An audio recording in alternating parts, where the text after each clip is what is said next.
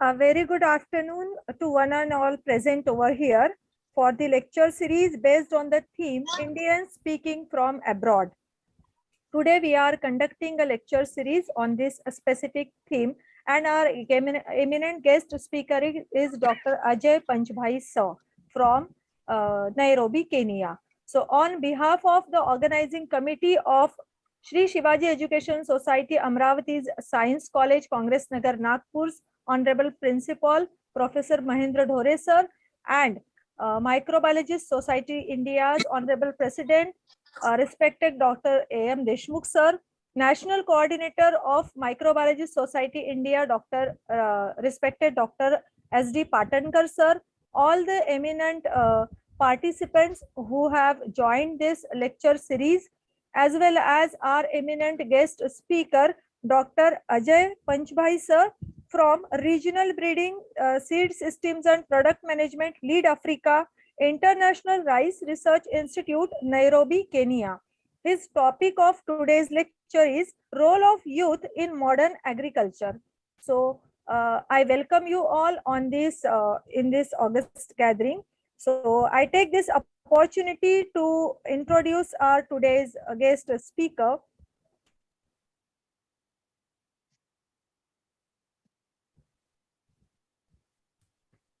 Dr. Ajay Panchbhai sir is presently working at International Rice Research Institute at Nairobi, Kenya. Before that, from 2000 to 2013, he has worked at Mahiko as a research scientist in regulatory affairs.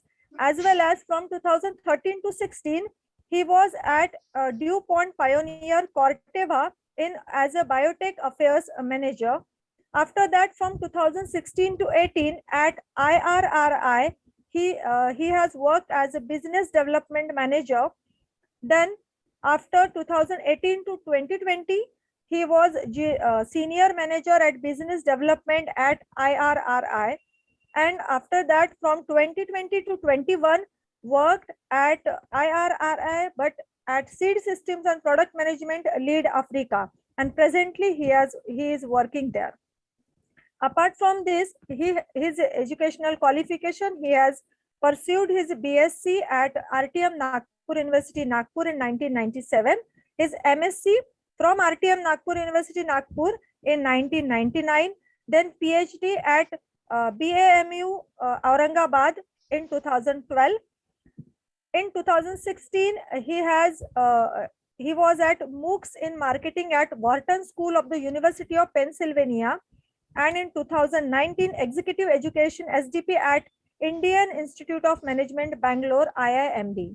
Apart from this, he has very much key skills and achievements in his career. He was a business acumen, stakeholder engagement and networking in leading regional rice breeding, seed systems and product management at IRRI in the context of multidisciplinary one where effective stakeholder engagement and market orientation are some of the key elements to success. Apart from this, initiative and adaptability, several new successful business initiatives at IRRI has been done by himself. He has designed and implemented a few strategic initiatives to build and strengthen seed systems and breeding network in Africa. As well as he has initiated and established excellence through stewardship and secured regular membership for Mahiko. In teamwork, leadership and organizational skills, he is an extremely fluid situations of one CGIAR as the regional research lead and have been able to position IRRI brand high in various multi-center, multi-stakeholder platforms and other joint initiatives. He is very much effective in his communications in the current as well as the previous roles, negotiating with the key stakeholders including corporate decision makers, national partners and regulators.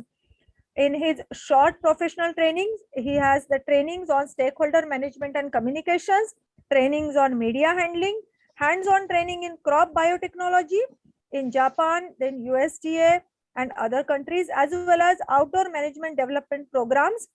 In his patents and research paper publication, He has published many research papers in national and international journals, as well as he has to credit a patent on the topic transgenic rice, Oryza sativa, comprising PE7 event and method of detection thereof in the WIPO publication number, in the international application number, having the patent in 2008. So thank you very much, sir, Dr. Anjay Panchbhai, sir, for accepting our invitation to deliver your precious lecture in today's lecture series, which is based on the theme Indians speaking from abroad. So on the behalf of the organizing committee, I am requesting you to please share your journey with our participants, and then please proceed for your precious lecture. Please. All right. Yeah. Thank you. Thank you so much. Just 1 minute only. Sure. 1 minute, sir. I will interrupt for 1 minute. Hello. Yeah, sure. At the outset, I want to tell you, microbiology scientists from India and microbiology society is really proud of you. The reason is that Indians are going abroad and dominating in various research institute and professional institute in biology. That's the highest moment for Indians. I request you only, whenever you will come to India, please contact either to me or Dr. Patankar, so that we'll arrange your offline lectures and more students will be exposed to your knowledge. Thank you. Thank you, sir. Thank you. Thank you, Dr. Deshmukh. Thank you so much. And sure. So whenever I'm there in India, definitely I will let you and Dr. Patankar sir know. And we could definitely plan something which is relevant to the students also. Yeah. So thank you again. And thank you, Dr. Pranita. Thank you for very, I would say, very detailed and very heartening introduction. Thank you so much for that. So at the outset, I really would like to thank Microbiologist Society of India for this invitation, and also Shri Shivaji Science College, Nagpur, for organizing this presentation. And my sincere thanks also goes to Dr. Patankar sir, because he's the one who contacted me, and he's the one who spoke to me about this lecture series, when we started discussing about it. So thank you so much, Patankar sir, and thank you all for having me today. Well, so with this, let me just share my screen, and please let me know if you can see my presentation. Oops.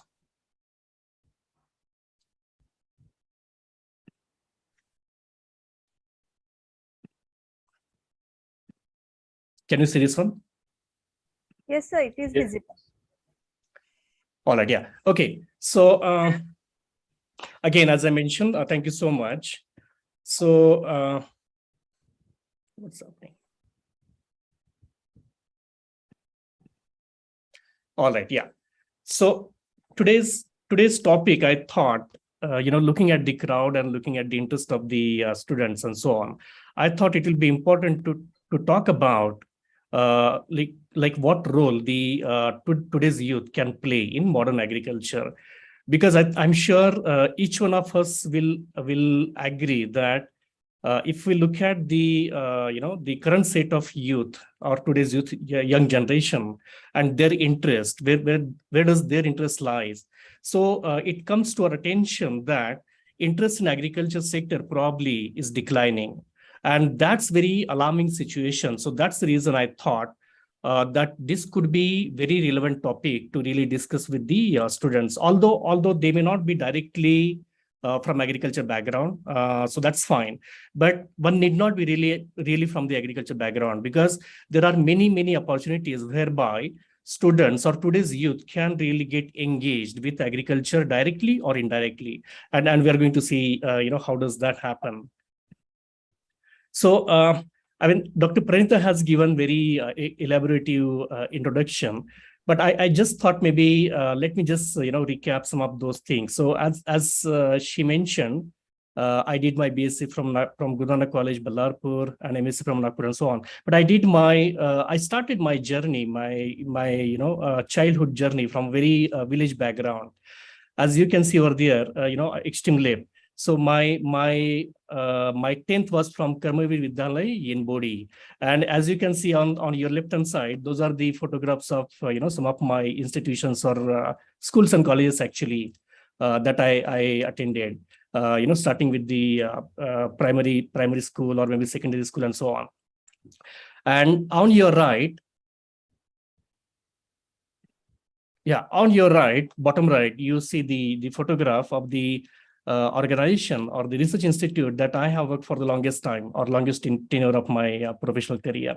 So that's a building which is Mahiko, Maharashtra Hybrid Seeds Company Limited. As you can see, I have been with this organization for longest tenure between 2000 and 2013, and I served this organization in various capacities.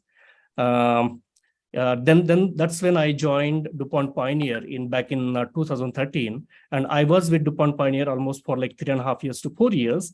And in 2016, I joined IRI, that's International Rice Research Institute, and I joined in South Asia. And as Dr. Pranita mentioned, my current role is basically to lead the research activities for Africa. But before I took this challenging role for Africa, I was with IRI in South Asia, and I was leading business development for South Asia and Indonesia. So, so far, this is how my journey has been. But honestly, although I started from very humble background, very, background, very village level background, but I think the kind of like guidance and kind of, exposure and mentorship that I received throughout my journey, that has been incredible. Be it during my graduation days, or be it during my master's days or my PhD days, or even during the professional career during my my core Pioneer and IRI days. I think the kind of exposure and mentorship that I have received, that is really that actually helped shape my career, honestly. And I really would like to thank each one of those who has really directly or indirectly contributed to my career. Well, so with that, let me just talk about my current organization, and that's, as I mentioned, IRI, International Rice Research Institute. So this is the organization which, undoubtedly world's premier research organization, and which is dedicated to reducing poverty and hunger through rice research, or rice science and rice research. So basically, you talk about any aspect of rice research, be it biotechnology or breeding or social sciences or economics, or let's say gender research. You name any, or even mechanization. You name any research stream in rice-based agri-food system. IRI, International Rice Research Institute, they have dedicated research teams and focused efforts on each one of those research areas. As you can see over here, we have a global presence. IRI is headquartered in Philippines, that's in Southeast Asia. So headquartered in Philippines, we have a major focus on three major geographies. One, of course, is Southeast Asia. Second one is South Asia, as you can see over there. And then third major continent, or third major, I would say, focus geography for us is Africa, the entire sub-Saharan Africa. And in sub-Saharan Africa, we are operating in almost like 12 to 15 countries currently. And as I mentioned before, I lead breeding, seed systems, and product management for all of these countries in Africa for IRI. As you can see over there on your left, both the photos. So those are the photographs of IRI headquarters in Philippines. It is in Los Baños. IRI's mission, has been to improve livelihoods, abolish poverty, hunger, malnutrition, and at the same time to take care of the health of the rice farmers and consumers, and also to kind of deliver environmental agenda. As I mentioned before, even we have dedicated research teams for gender research. And so under gender research, we are extremely thoughtful and cautious about how do we empower women in all different initiatives that we do, within the organization or together with our partners. And last point that you see on this slide is about support opportunities for youth. And that, I mean, how do we do it, and why there's a need to really support youth in various initiatives? So that's the topic of today's discussion, and you will see a lot more of that. Still about ERI, I mean, you might have heard about the Sustainable Development Goals, which are charted by United Nations. Out of 17 Sustainable Development Goals, we work on almost 11 Sustainable Development Goals. And as you can see over there, they spread across various streams or various objectives like poverty, zero hunger, and so on. All right, so this is really the alarming situation. As you can read over here, the world's farming population is growing older. What does that mean? So if you look at some of the data coming from the countries across the world, for example, in UK, the average age of farmer is 59. Say for Kenya, it's about like 60. And then the highest age has been reported by Japan, which is 67. And this is alarming. This is extremely alarming. And how does that look like, when it comes to India? In India, as per one survey, which was done in 2016, the average age of Indian farmer, that is currently 50.1 year. 50.1 year.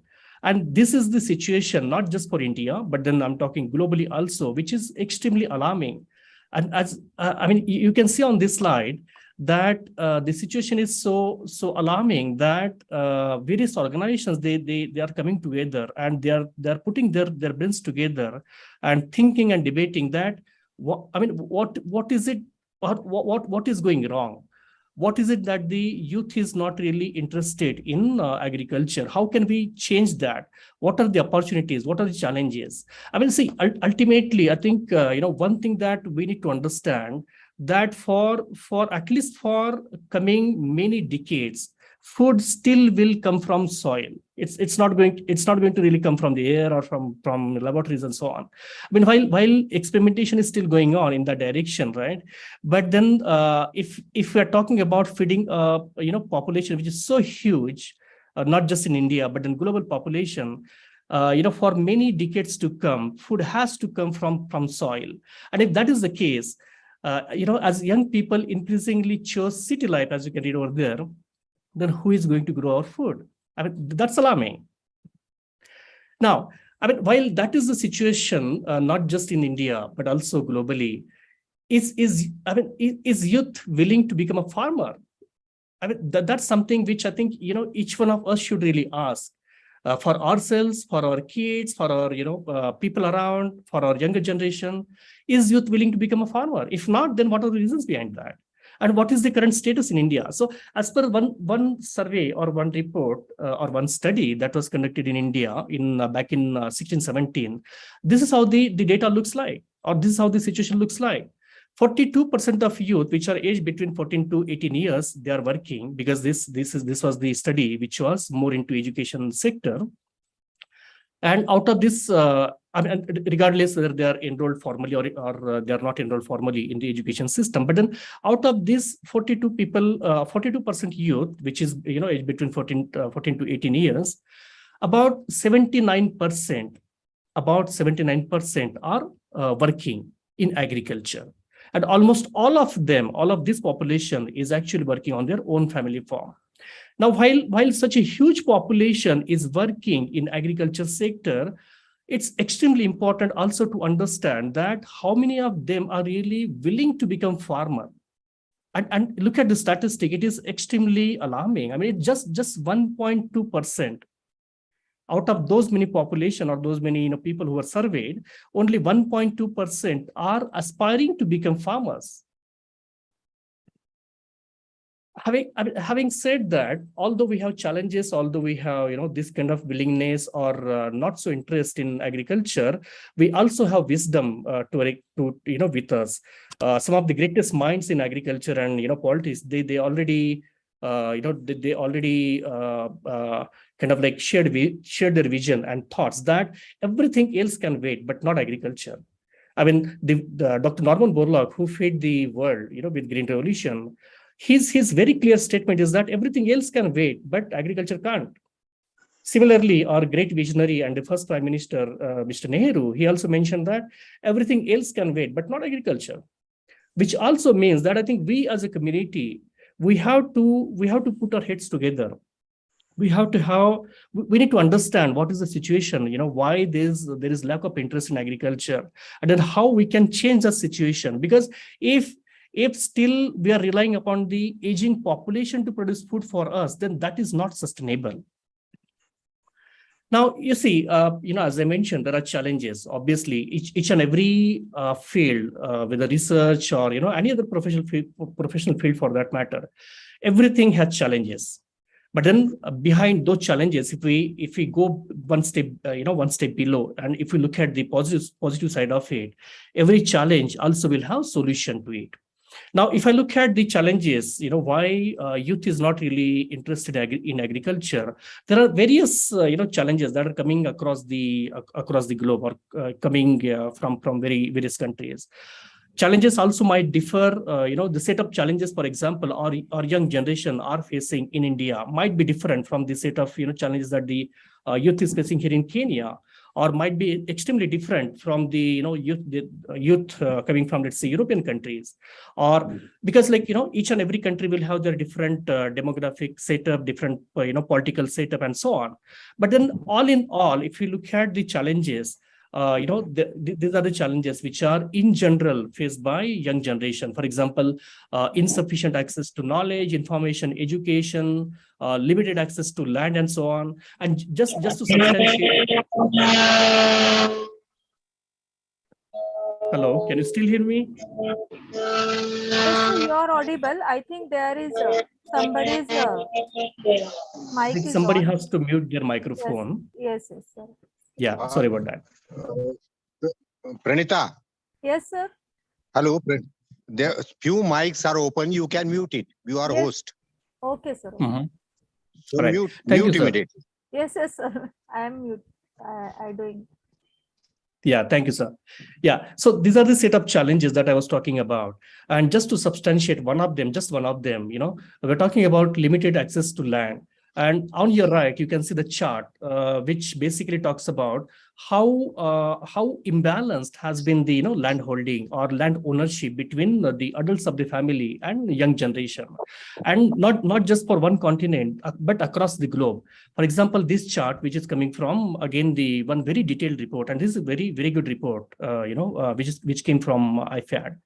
So as per this report, if you look at Sub-Saharan Africa or Asia Pacific, or let's say, Latin America, or this region, which is a combination of Africa and Europe, everywhere, almost, except for maybe, this region, everywhere, the difference between the land ownership, which goes to adults versus which goes to the young generation, has been striking. Like, in some cases, I think it is the difference also has been, more than 50%. Now, one of our greatest scientists in agriculture in India, and who also has been the father of Green Revolution in India, he tells us very clearly and very straightforward that unless farming becomes both intellectually stimulating and economically rewarding, which is so important, unless this becomes economically rewarding, it will be very difficult to attract or retain rural youth in farming, in agriculture.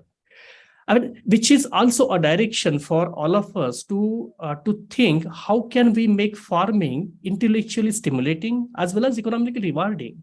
Because unless and until they see, we in business language, which we call it return on investment, ROI. See, each and every business runs on ROI principle. There has to be a return on investment, ROI. Now, agriculture also has to run in this similar fashion. If there is no return on investment, why would young generation go to agriculture?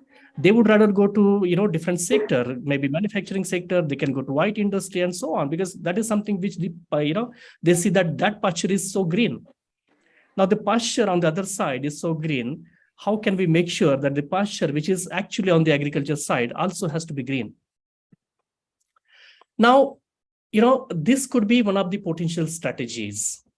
And this is purely, my thinking, how basically we can make agriculture again more attractive and more lucrative and economically sustainable, viable for young generation. See, looking at those challenges, how can we address those challenges? We have to create awareness about new technologies, awareness about, what are the opportunities for youth in agriculture, how they can contribute directly or indirectly. So that kind of like awareness creation has to happen. Skill and capacity building, because this is one area where young generation is lagging behind. And I think we have to join hands in creating the skill set and capacity building, which is so important for agriculture sector. I mean, often we say, for doing, let's say, effective agriculture, one need not really just go to school, or need not really, but then through the traditional knowledge also, right, the experience that our fathers and forefathers are really carrying, that also adds a lot. So this skill and capacity building has to be a combination of modern skill set or modern technologies that are really on offer, but at the same time the learning that we have to have from the past, from our fathers and forefathers. And to support all of that, we have to have infrastructure and then policy support at all levels, whether it is like research infrastructure, or let's say infrastructure at the commercial level, including like irrigation infrastructure and so on, and policy support. I mean, often what happens is like youth are generally neglected, at the policy level, while formulating the policies, while making sure that those policies are executed at the right level. Youth are getting neglected. I think youth, I mean, these people have to be engaged, have to be involved at that level, not only at the execution level, even at the the policy formulation, and then execution. Now, so this is something which I thought, could be opportunities for youth, youth in modern agriculture. When we were talking about making agriculture economically viable, or, I was talking about, let's say, return on investment, then if that is the driving point, if that is the agenda, then we can't just do farming the traditional way. The farming has to happen the commercial way. Yeah. So if the farming has to happen commercial way, then definitely we have to look at, what is it that the market needs. So the farming has to happen as per the market demand. It has to happen very much science driven. I mean, if you look at Indian, agriculture research and extension system, it is so robust. It is so robust and so granular also. For example, Maharashtra itself, we have a couple of state agricultural universities. And so is the case in many other states. Actually, each and every state almost has their own state agriculture university. And in addition to state agriculture university, we also have a huge network, very granular network of KVKs. That's called Krishi Vigyan Kendra. Now, the mandate of all these institutions actually is to do research, but then more than that, to disseminate research, disseminate the research product. It is really up to us. It is really up to the farming community to really kind of, take advantage of this infrastructure, take advantage of this, this huge knowledge base that is sitting not at a very far distance, but that is sitting next to our doorstep. Because state agriculture universities, they also have their kind of like regional stations and so on, which are so approachable. Even the KVK system, they are so granular that even if you travel, let's say maybe 10-15 kilometers, I'm sure you will hit some Krishi Vigyan Kendra, or within the vicinity of maybe 50 kilometers. But I think the modern farming has to happen science driven, has to happen as per the market demand. There's a lot of data which has been generated historically, and which also can look into the future. So we have to take help from the data. or farming has to happen as per the, as per the kind of like, experience that is coming our way through data science. One more point that, and I'm really glad to see that many young entrepreneurs, they are actually getting into, into this, and this is about agrotourism. While we do agriculture the traditional way, the commercial way, so that has to be also, or that could be also supplemented with agrotourism, and there are a lot of opportunities in this field as well. Now, second bigger thing is about integrated farming. This is something which not only provides us kind of like additional income, but then this also makes agriculture more sustainable. I mean, it could be your pure farming plus livestock plus fisheries, or it could be farming plus floriculture. It could be mushroom cultivation. It could be sericulture. But then I think I think the youth today, they have to diversify. They just can't put all the eggs into one basket. So they have to basically diversify their interests, diversify their their revenue streams. For example, if they are taking the cultivation for, let's say, 2 different crops or 3 different crops, if there's a failure for one particular crop cultivation, then there's a kind of risk mitigation strategy, and then integrated farming actually serves very well into this risk mitigation strategy, as well as additional income. And as I was mentioning, maybe the sustainable agriculture as well, or sustainable farming as well. Now, third point, which is about allied agri businesses, and this is one area which I also will give some additional information in my subsequent slides. But then we have to we have to also look at what are the additional revenues, or additional, let's say, revenue streams, or additional kind of like business options which are getting which are arising from your traditional agriculture, or which are arising from the modern agriculture. Now, if you look at my those small points on the right hand side, I mentioned about mechanization, or digital services, or seed production, or let's say market access. Now, mechanization, see, most of the developed countries, they are heavily dependent upon mechanization, but then that is still not the case in developing countries. For example, back in India, or even here where I'm sitting currently in Africa, the level of mechanization has been extremely low, and that's one big opportunity.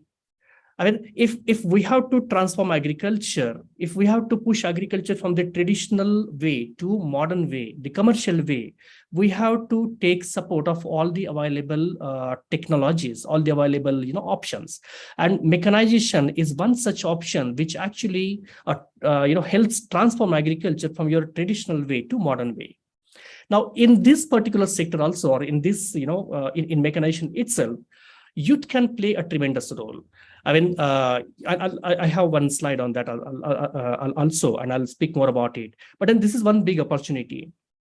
Second in line is digital services. As I was mentioning that, we have so much historical data and coming from the past, but then this data also helps us extremely well to really look into the future. And that's where digital services and digital agriculture comes extremely handy.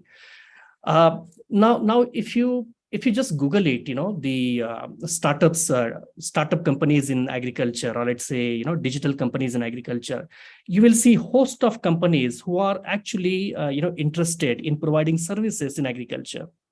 And these services, which are kind of like, in many cases, these are decision-making tools, or many cases it is kind of like, managing some services and so on.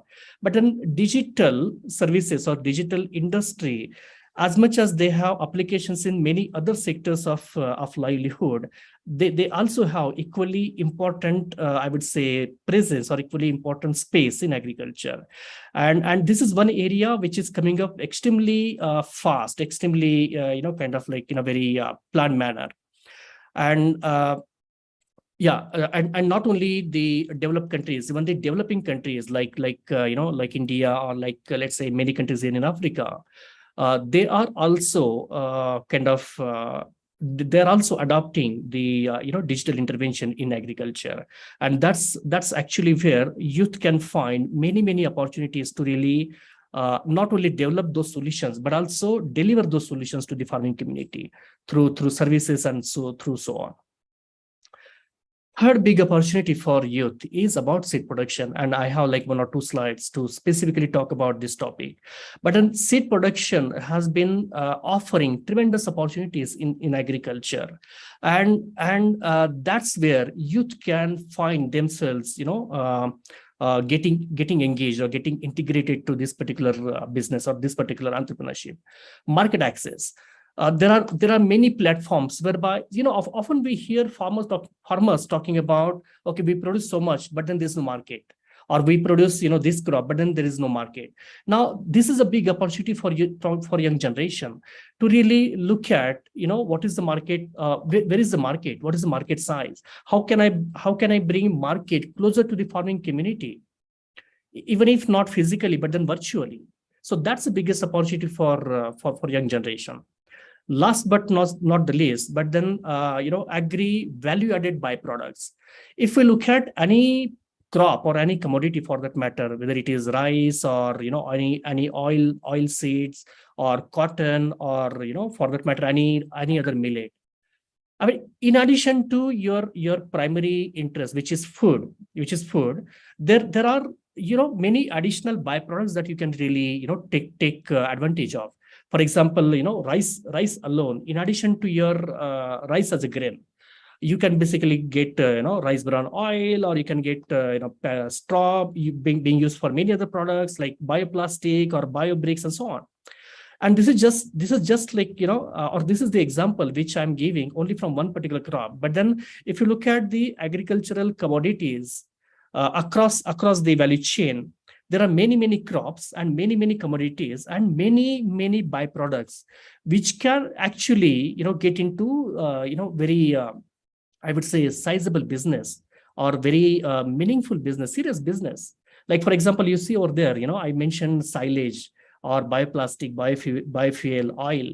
I mean, these are all viable business opportunities for young generation, which are still very much dependent upon the agriculture sector. As I was mentioning before, that young generation, they can find the opportunities directly as well as indirectly. And this is one excellent example where young generation can find themselves, integrated or engaged with the agriculture sector through all these byproducts. So let me just focus on one area or one big business opportunity or one big kind of opportunity for the young generation, and that is allied agribusiness sector. While there are many examples in commercial farming, integrated farming and value-added products and so on, I thought in the interest of time as well, let us just focus on one particular topic or one particular aspect of these opportunities. Okay, so I was talking about seed production, and this of course is a huge opportunity or big opportunity for young generation. Now you look at all these photographs, and these photographs are coming, all of them are coming from Africa. But then these are the kind of opportunities which are already existing, or which are very much viable opportunities even in Asian countries as well. Because longest duration of or longest tenure for my professional career has been in Asia. And we have been seeing the Asian agriculture development very closely. So see, in this case, what organization like IRRI can really offer to really complement these opportunities. See, all these photographs, these are the photographs coming from the training program or the capacity building program that my group here in Africa has been doing with the farming population over here in Africa. Now, if you look at some of those kind of and you probably can make out that we have a good mix of women and youth in this group of people who are participating in the training program, in the capacity building program.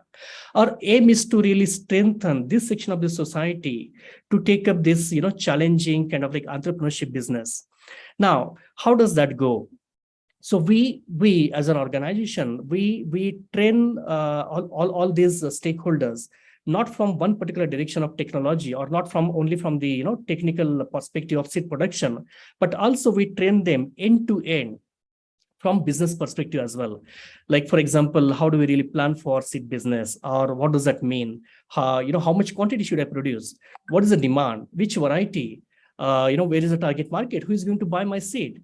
So all of that kind of, has to be packaged in such a way that this section of the society, whether women or let's say a young generation, so they get technical knowledge. At the same time, they look at the business opportunities, and not only just they look at the business opportunities, but then they can get hands-on training on how do I strengthen, how do I basically streamline my business, how do I enter into this business, and then how do I sustain that business. And these are the opportunities, as I mentioned, are very much viable opportunities also in Asia. This is second example, and this again is coming from African countries. But then this is something to do with market linkage. And in my chart that I showed about the opportunities, one big opportunity for the young generation also to kind of enter into market linkage.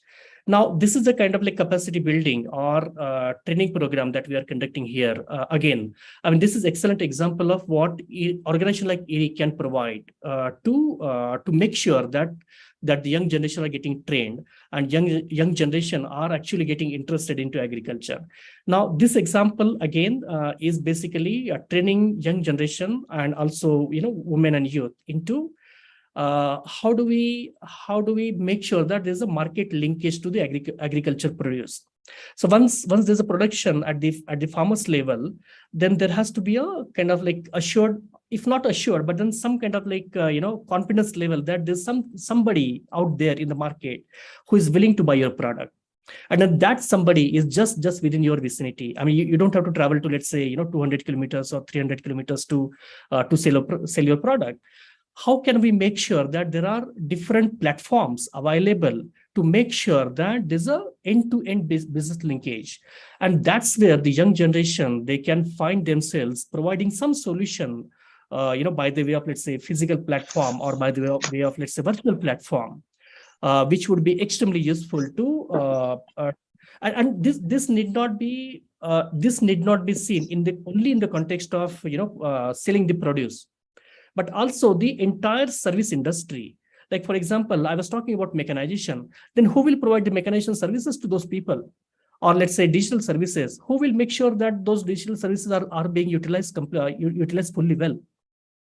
Or who will ensure that even the kind of like devices and all that that are needed, now in most cases it's just simple mobile phone, but then capacity building, making sure that the knowledge that you are trying to provide is actually getting utilized to the to the beneficiaries and so on.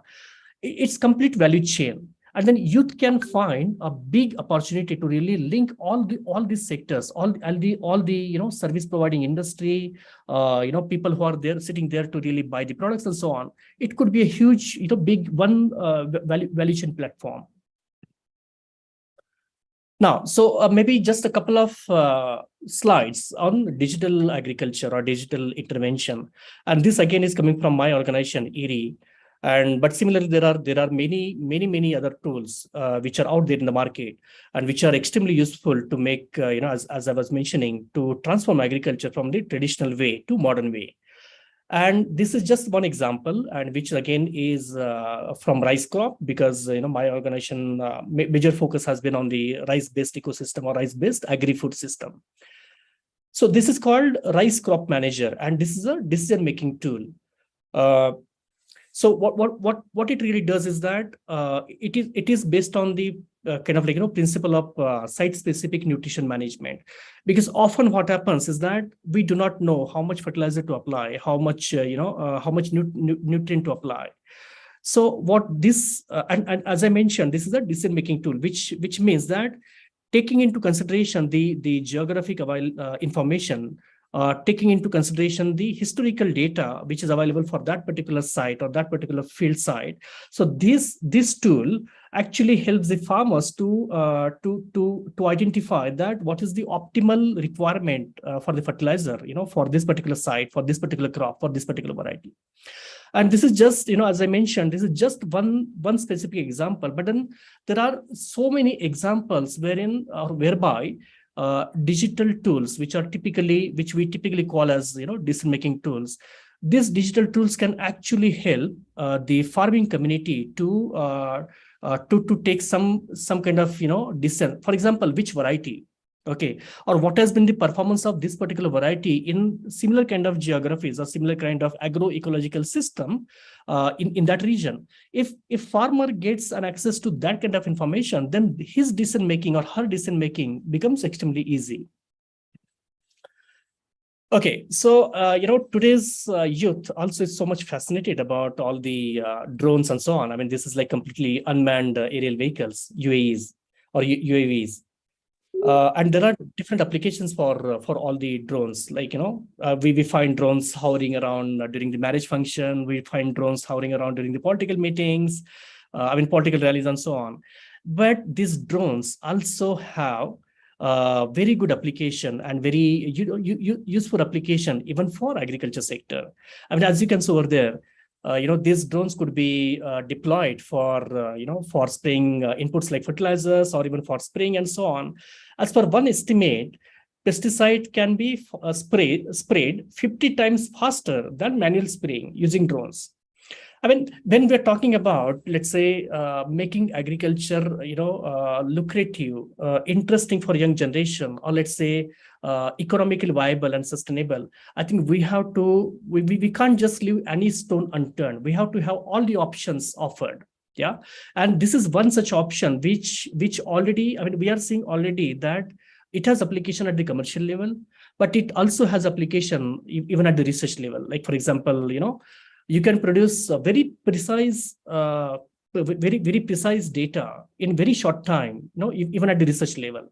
And then that data definitely can be utilized to create the product, which is extremely targeted, extremely, market oriented. Okay, so this is the one that I was talking about regarding mechanization. Now you see on your extreme left, I mean, this has been the kind of like situation for our transport, public transport, or let's say, taxis and so on in big cities and in metros. But now, if you look at, I mean, if I was going for some meeting, let's say back in 2000 or let's say 2001 or 2003, we would still depend upon the somebody that you have to call, and service provider will send the car, send the taxi to you, and then you'll be picked up and so on. But now you don't have to really do that. I mean, you can just use any of those apps. You can just use Uber app, or you can just use Ola app or Meru app, and you get your taxi within 10 minutes or within 5 minutes. And this is the kind of like transformation that we have seen in transport sector in many countries, not just in India, in many countries, even developing countries here in Africa. If this transformation can happen in transport, why can't this transformation be replicated in agriculture? Now, see, here when I was talking about, let's say, Uber and Ola and Meru, I mean, what is their operational model? What is their business operandi? Basically, either they're service providers or they're aggregators, right? So this kind of business model of aggregation and service, providing services, why can't that be replicated in agriculture mechanization? Because every farmer will not be able to buy agriculture equipments. Every farmer will not have capacity to buy the tractors. Every farmer will not have, the willingness and kind of like capacity to pay for big machineries.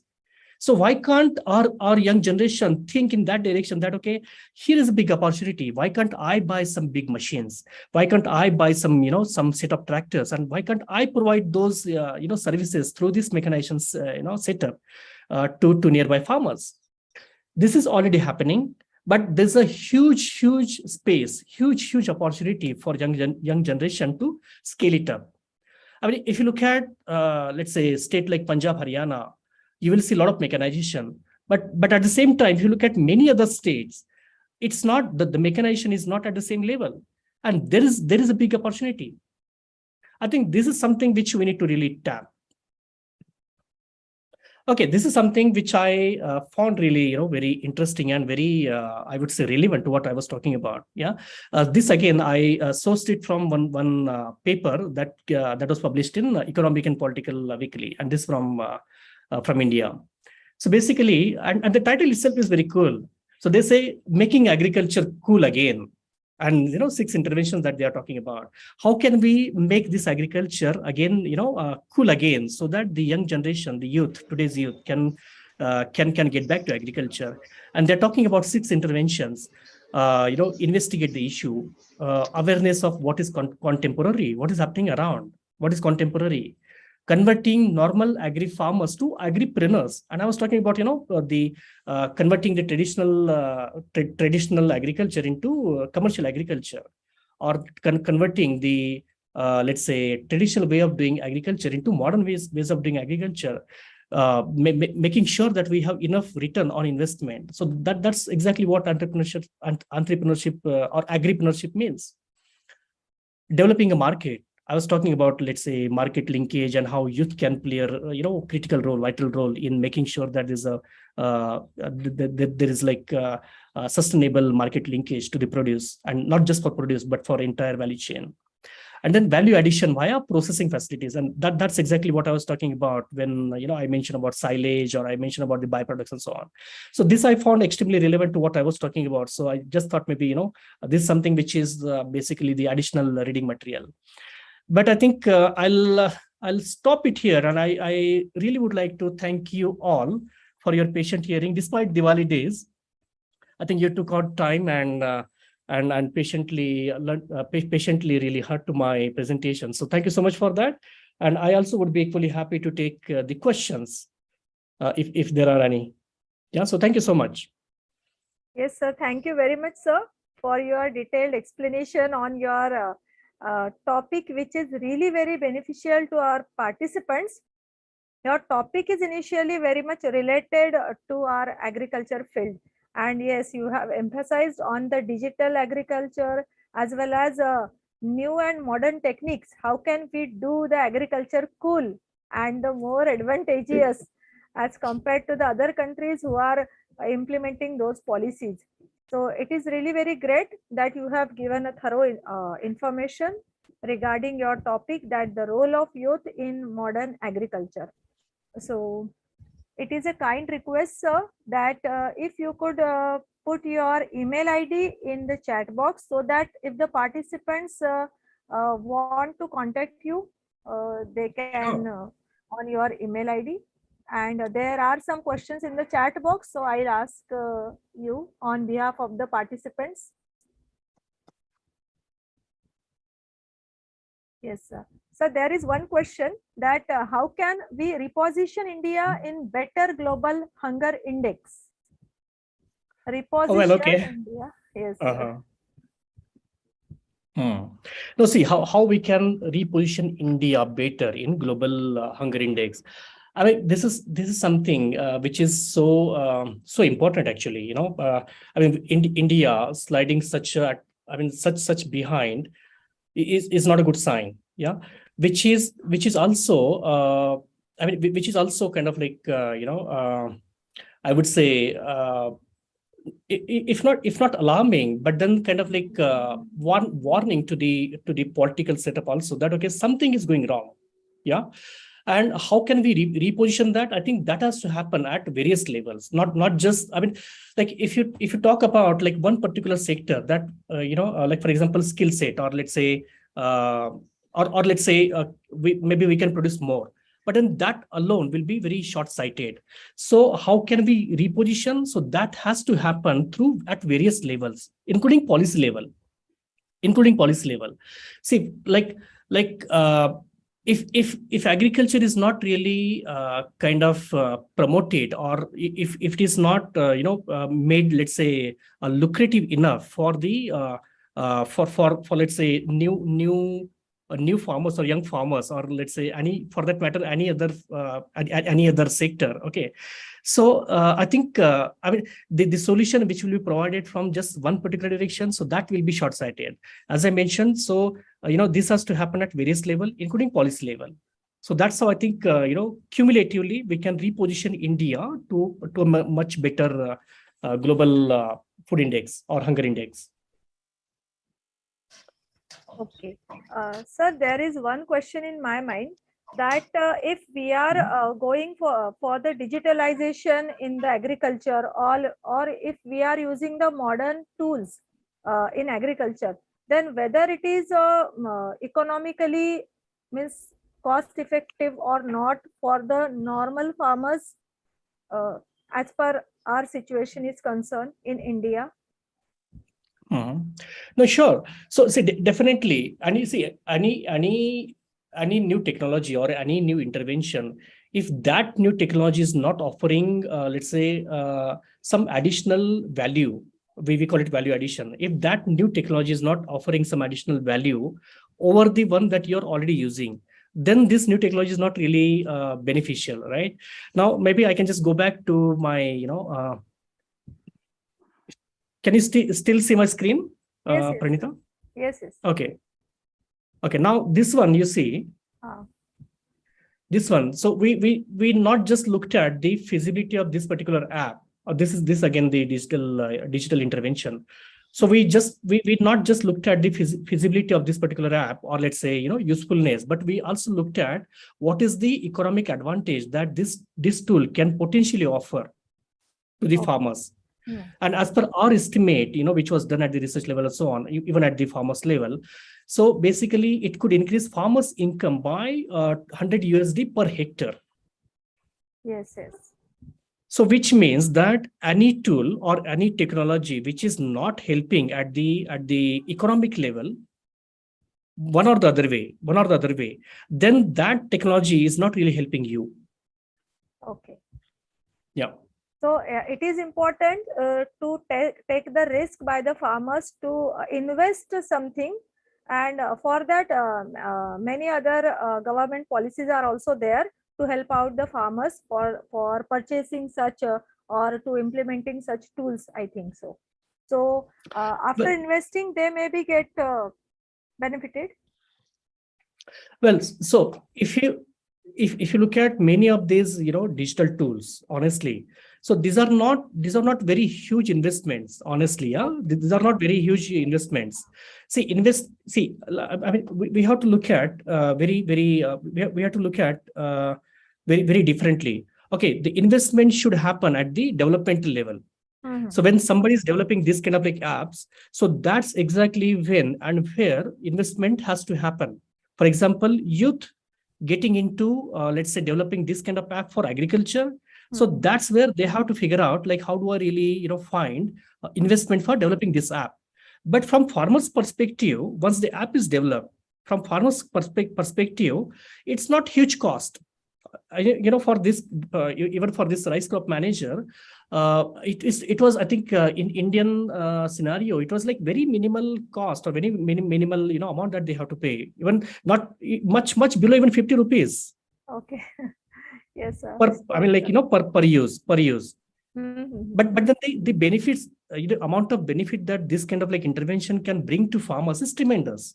Yes, it is great, sir, because benefit is tremendous or benefit is excellent, so that farmers should implement such things, because until and unless we could implement the new one, only the traditional methods are not always applicable, are not means working, because of the weather changes and all those. Most of the things are happens nowadays. There is not so much like the perfection that monsoon is all over the year in India nowadays. So like that. Sir, there is one more question in the chat box. What all initiatives you have taken in Kenya, and what's outcome in increasing agriculture productivity? Okay, good. Okay, thank you. This is a very relevant question. Well, so not just in Kenya, but then as I was mentioning, that we operate in almost 12 to 15 countries here in Africa, in entire sub-Saharan Africa. What interventions that we have really carried out, or my team has carried out, the intervention actually is at various level again. Yeah, one is that, and one which is very basic and primary, is that providing market relevant varieties, new varieties.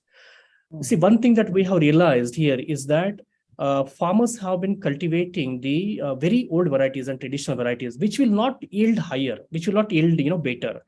And through your scientific advancement, through your years of research, you already have varieties which can really yield much better than the one that you're already cultivating, and which is extremely suitable to the market requirement, to the consumer requirement.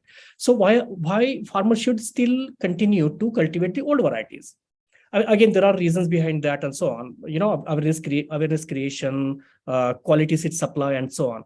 But then my team has been working on developing new varieties which are extremely market relevant. First of all, understanding market requirement. What is it that market needs?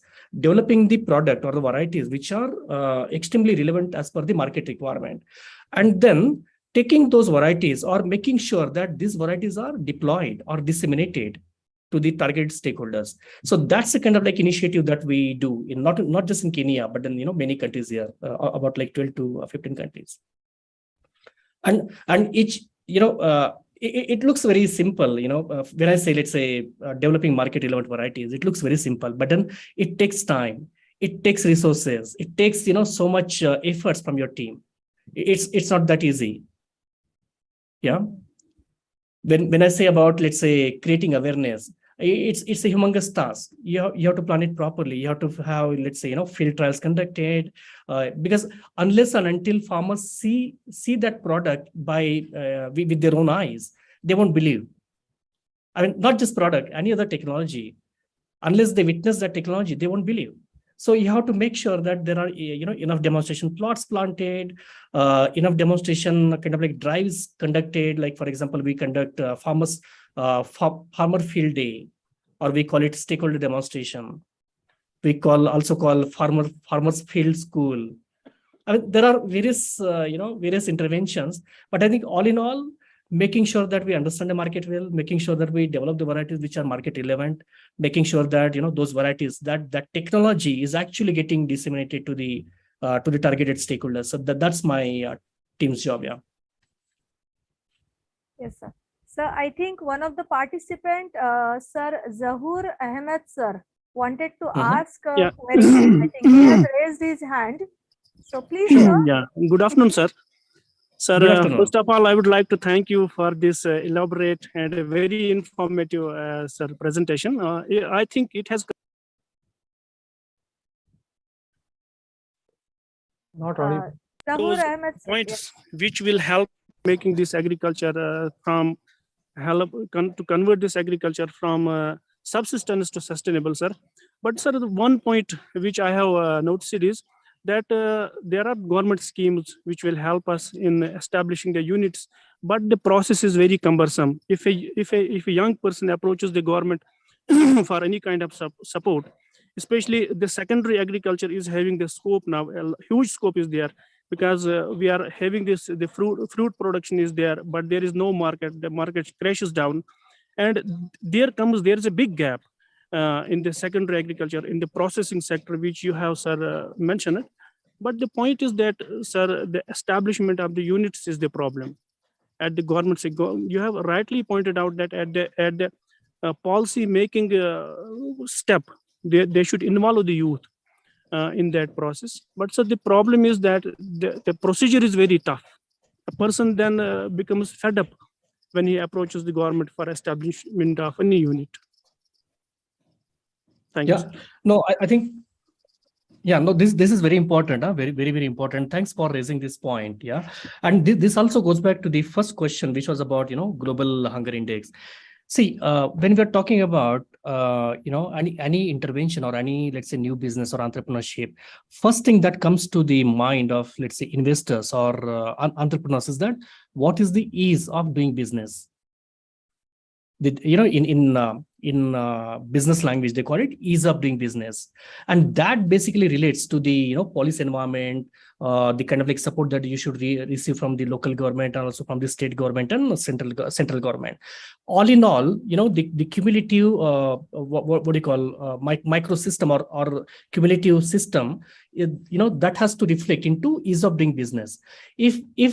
If that ease of doing business is not there at the political level, at the community level, or even at the societal level, right, then the interest that should really come from the let's say section of the society, like for example, we are talking about youth today, then that interest will go down. Yes, sir. So which also means that, as I was mentioning, that there has to be the engagement at all sector, and rightly so, even at the policy level. I mean, why youth should not be really engaged and integrated while designing the policies? Why policies should not really take into consideration that, okay, this many or this percentage of farming community is still very old farmers, which means that we have to have young generation getting into farming. So how can we support them in terms of policy support? What is the incentive for them? Yes, sir. Like for example, if somebody wants to do or wants to start a business in manufacturing sector, or let's say in IT industry, the kind of policy support and financial support also that the government has to offer for those businesses, probably if somebody wants to do, let's say, wants to start the business in agriculture sector, then I think relatively these people should be getting some kind of relative advantage, Exactly. some kind of incentive, right, to start entrepreneurship in agriculture sector compared to, let's say, manufacturing or compared to IT sector. Surely, sir. Yes, Yeah, please go. please. Yeah, please go. Yes, sir. One more thing is there, that why this agriculture is becoming non-remunerative. There is a lot of input cost involved, and the returns are less. Like the pesticide, a huge number of pesticides are being applied, but the majority of the pesticides are spurious. There should be a strict check at the entry level by the government agencies, so which can restrict the entry into the particular territory of these spurious pesticides, which will help the farmer in minimizing the cost of production.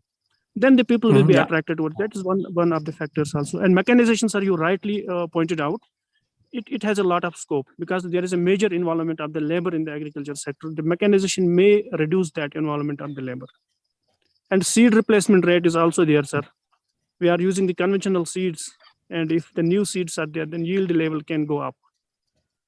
That's I'm so happy. I'm so happy that you're talking about seed replacement rate. Okay, and somebody was asking what kind of intervention that we do here in Kenya.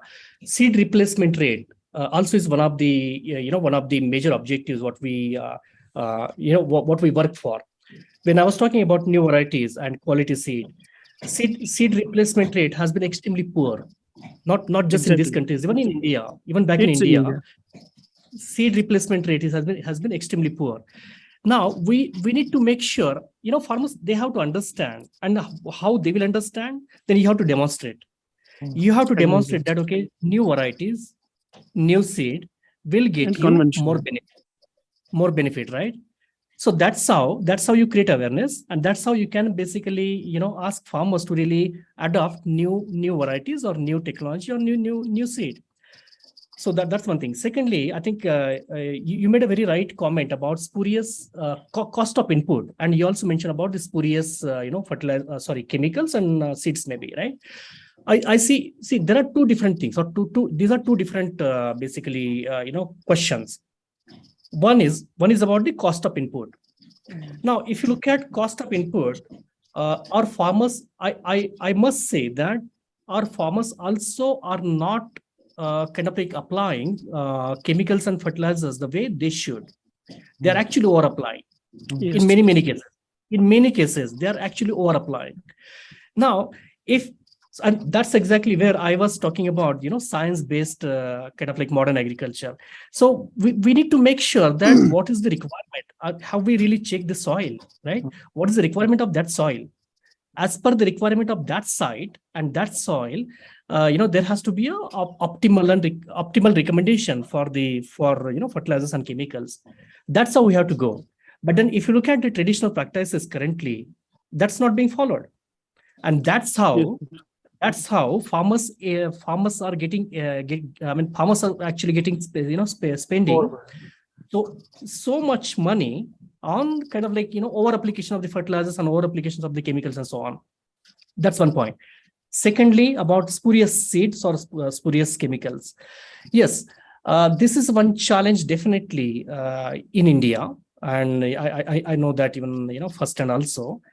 But as you rightly mentioned, there has to be enough checks and balances at various levels at the quality control level. If we do not have those checks and balances, I think the companies who do not have business ethics and who are after the short-term profits and so on, they will continue to kind of flood their spurious products in market. But there are some technological interventions as well. There are some technological kind of advancement which definitely helps in checking the quality of these inputs. There's something called tracking. And there are again, it's a digital application. So basically, I'm not sure if if you had a chance to really look at some of those new chemical products. Maybe I can just mention the products coming from, let's say, DuPont. I forgot the trade name. Okay, but then you basically what you can do is you can just scan the QR code. That QR code is on the packet. Yes. Chemical pocket of the bottle, right? And you can scan the QR code, and then that goes to the genesis of that product. What has been the was there any quality check? What has been the batch number? How many quality checks that this product has been through, and so on. So at that level, at quality level, I mean, even the digital technologies and tools can really play a vital role, and that's how you can basically offer authentic services and authentic products to the farmers. Yeah. Yes. Thank you very much. Thank you very much, Thank sir, you. for your. Ajay, Yes, very sir. thankful to you for giving such a wonderful lecture, and also your journey from Yenbudi to Eri. That is fantastic that I have witnessed as such. And one thing it is there in my mind, the time is too much, but only a small question regarding there are certain untapped millets which are still there. And in that particular thing, they are grown by certain type of the communities and all the other things. But our government is not doing any such type of the initiative that how they can be studied and what are their importance, particularly in the nutritional factors, and how they can be used and how they can be commercialized, or the product can be commercialized. In fact, I came to know in the South Korea and other countries, government has come forward to work on this. So this is, I think, again, the one more area where we can work, that the untapped type of the millets, particularly in these days, which are having different type of what the qualities and different type of the uses. So that is my request, that what you can do in such type of the things. Yeah, sure. No, I think this is extremely important, sir, and thank you so much for for bringing this topic up. I mean, it is. I mean, for a country like India, it is such a pity situation that when something gets repackaged nicely and very looks very nice, and when that is put up in the supermarket. In the name of let's say organic nutraceuticals and organic products and so on, we are ready to pay twice as much or maybe twice as much. Exactly. That's a pity. Yeah. Whereas I think there is so much nutritional and traditional value in all the traditional crops that you're talking about, the small millets and so on.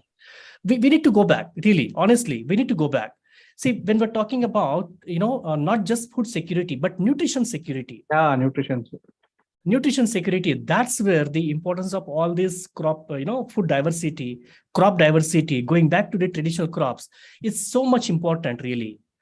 And what organizations like us are doing, we are basically, if you saw my one of my slides, we're not just talking about rice. We're talking about rice-based systems or rice-based agri-food systems, which means that anything which complements well with rice, rice ecosystem, so that has to be promoted. I'll give you, sir, a couple of examples.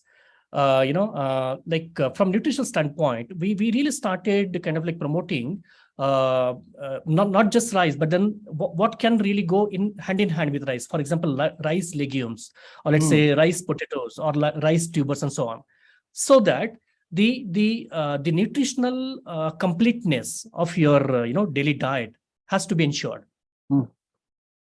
Now at government level, I think there has to be a lot more that needs to be done. Honestly, there are, as you rightly mentioned, there are so many tribal communities, and there are so many village groups who are trying to preserve this knowledge, who are trying to really preserve these commodities.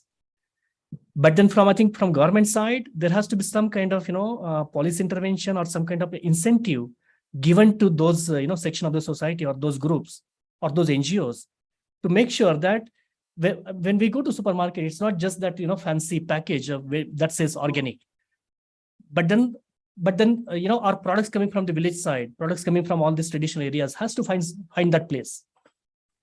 I just want to inform you that similar type of the efforts they may initiate from the area where you have studied, nearby Yenbudi.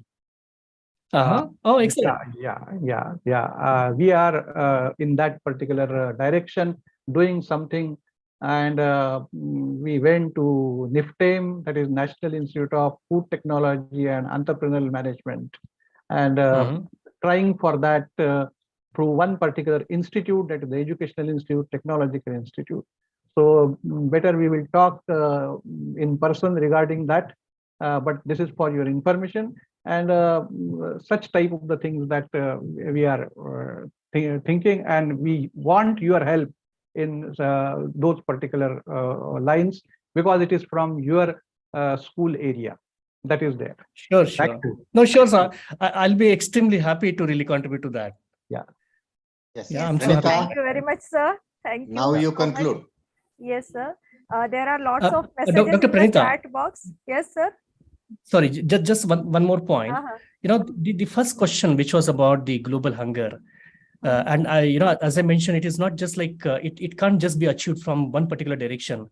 So basically, answer to my rest of the questions, each one of those actually contribute to the global hunger. I mean, how do we do that? It's not just from one single direction. Yeah. Global hunger has to be addressed at many levels. Yeah. Various levels. Yeah. Yes, we would definitely try to support it.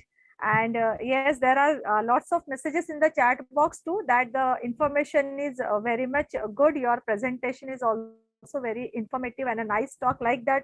Lots of messages in the chat box. So thank you so much, sir, for your thorough information regarding the topic, role of youth in modern agriculture. So on behalf of the organizing committee's Honorable Principal, Professor Mahendra Dhore, sir, from Shivaji Science College, Congress Nagar, Nagpur, and Honorable President, Microbiology Society, India, Dr. A.M. Deshmukh, sir, on behalf of the organizing committee, we are very much thankful for your precious guest lecture, sir. Thank you so much, sir. Thank you so much. It's my pleasure, honestly. It's my pleasure. And thank you so much for this opportunity. And thank you for patient hearing. Despite Diwali, as I mentioned. Wish you all happy Diwali. Yes, sir. Happy Diwali. Wish you all very happy sir. Diwali. Yes, sir. Thank you.